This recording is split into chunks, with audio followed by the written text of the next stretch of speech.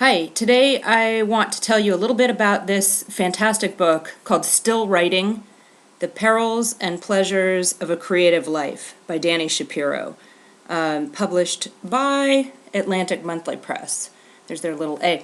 I have been putting this off. By the way, it does have a dust jacket that's upstairs somewhere, but I happen to love the look of it, the way they published it. The pages have deckled edges, black end papers on this cream white textured cover. It's gorgeous. And the content is second to none. So I've been putting off first I was putting off finishing this book because I've been absolutely savoring every bit of it. And I did finally finish it last night, and I knew I wanted to review it either on Goodreads or Amazon or my blog or somewhere in print. But the thing is, I have to just talk about it because it is, it's that good. I have one YouTube video up with a whole bunch of writer's guides, and it's the most clicked YouTube video I've done. I would tell you right now that of the many, many, many books that I mention in that, forget them all and simply get Still Writing by Dani Shapiro. It is not a how-to book. It's more a how it is book about the writing life, and I agree with almost everything she's put in it. There are a couple points where I don't, actually, and I've marked those. I look, by the way, like a maniac Post-it person, like I have just bought stock in 3M, and frankly, I probably should at this point because this is crazy. All the pink things are marks for underlining that I felt compelled to do. Like I absolutely had to underline it to be able to find it again. You'll be pleased to know that my green ones up at the top are the things that I just have to share. In a way, I almost feel like many writers do about their own stories. They feel like if they write them down, they diminish them and give them away, and by giving voice to a truth, it may actually lessen the power of that truth. So there's this little part of me that wants to not do this video at all and not share anything other than a 5-star categorization in, say, Goodreads and Amazon for Dani Shapiro's book. But that would be so selfish, and I'm not a selfish person. So I'm going to tell you a few things that you absolutely should know are in this book. Why it resonated with me so much. And that might be a good place to start. So I'm going to just tell you in a section called Uncertainty. By the way, the orange Post-its at the top represent chapter changes. There are no chapters, there's no, there are headings, but there is no table of contents to tell you that if you want to read about uncertainty, for instance, you need to turn to page 218. And I love that because I believe probably this book was written organically. It reads like it was written organically. It's just like having this amazing conversation with a very intelligent, generous, giving, experienced writer friend. So anyway, having said that, at first I felt sort of guilty even about putting the Post-it notes in for section changes, but then I got curious and wanted to know, in fact, how many there were. Each little essay is about 2 pages long, but in the one called Uncertainty, there's something that I think is just beautiful. And in it, Dani is talking about the concept of resonance. No, I'm wrong. In Uncertainty, we're talking exactly about what I just brought up, which is the deconstruction, the color-coded Post-it taking apart of a book. She talks about an editor who questioned her on the structure of a novel that she'd written, that when she wrote it, it worked, but when somebody questioned her and took it apart and asked her if she purposely intended to do something to it structurally, she had a hard time explaining it. So what she says about that experience was, but my book had been reduced to calculus, and I'd never been very good at calculus. The structure wasn't some sort of equation that needed to add up. Pulling it apart de-animated it, made it flat and incomprehensible. I knew what I was doing as I was doing it, but once the book was finished, I no longer felt like its author, but rather as mystified by it as I was by Jacob's perfect ears. Now this is her son who's an excellent musician. That rang very true to me with my own fiction writing, and I think it's one reason why traditional publishers have had a hard time wanting to publish my stuff, because I don't write linearly. I jump all over the place in terms of sequence and time frame, etc. And then I have to put it back in some semblance of recognizable order, which is a bit of a falsely imposed structure. I totally agree with what Dani has said here, and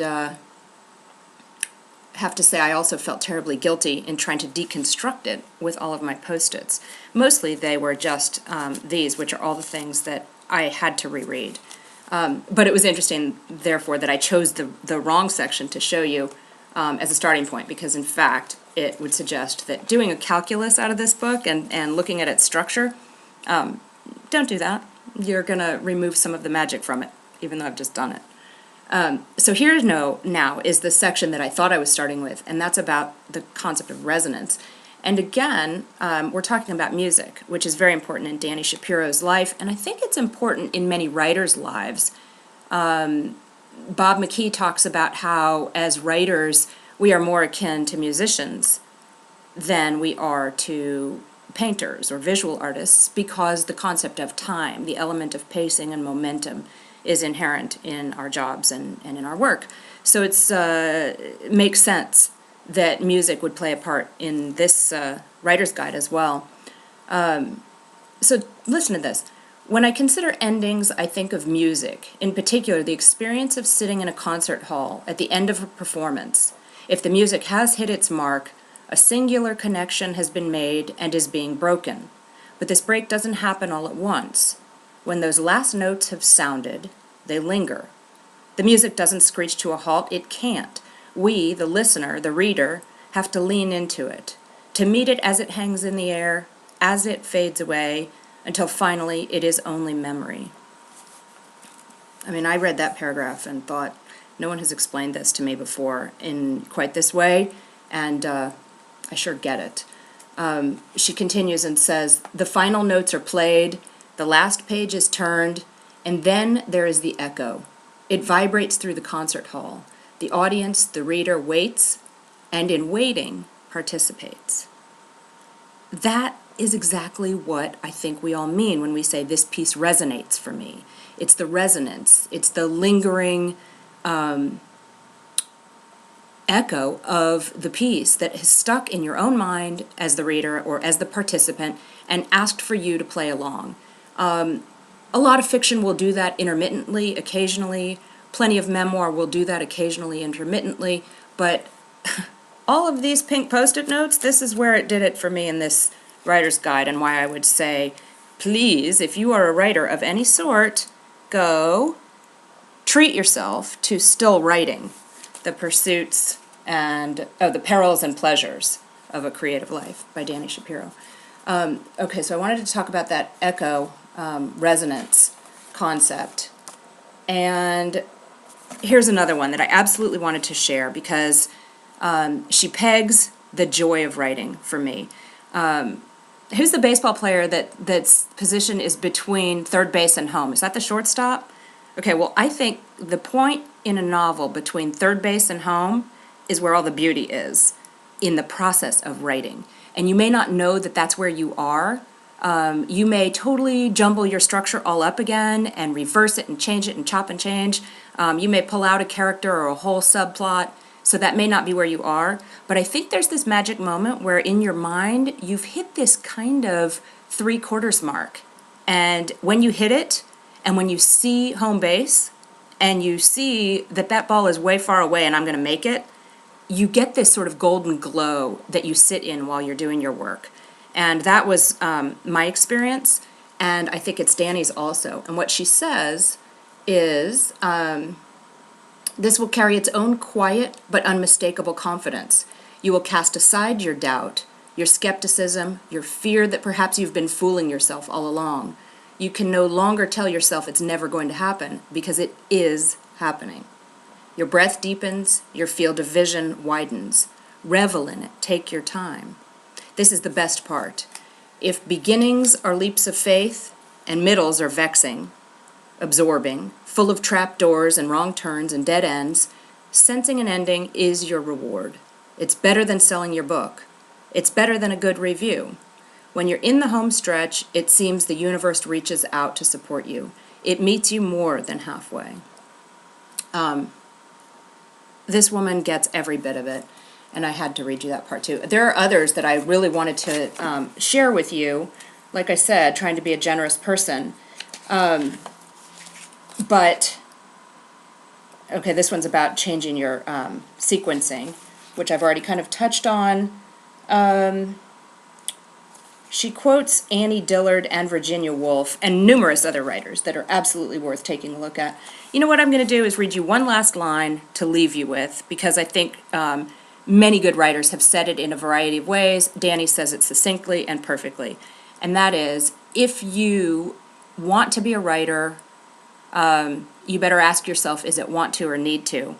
Because the point that she makes is the only reason to be a writer is because you have to.